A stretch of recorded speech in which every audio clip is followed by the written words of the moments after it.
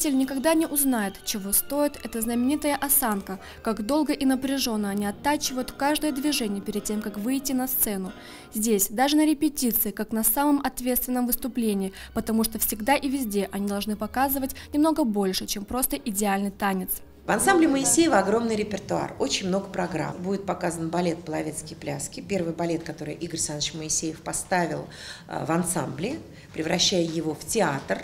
Он был поставлен в 1971 году, премьера состоялась в Париже, и до сих пор он всегда идет с огромным успехом в любых странах, и также в Москве, в нашем репертуаре. И, конечно, концерт ансамбля Моисеева невозможен без яблочка моисеевского, без русского танца лета, без старинной городской кадрили. Это как концерт ансамбля «Алан» невозможен без симта. Вот, наверное, это так. В рамках Года культуры ансамбль народного танца Игоря Моисеева приехал с гастролями в Владикавказ. Коллектив мирового уровня выступил на сцене Остинского театра. В планах дать благотворительный концерт в Беслане, посвященный десятилетней трагедии, и встретиться с комитетом матери Беслана.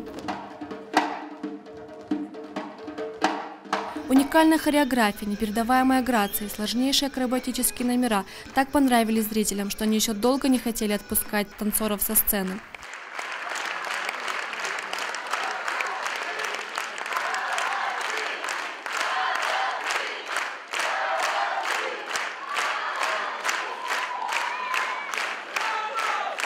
Ансамбль Игоря Моисеева называют послом русской культуры в мире. 1,5 часа выступления как путешествие в самые отдаленные уголки мира.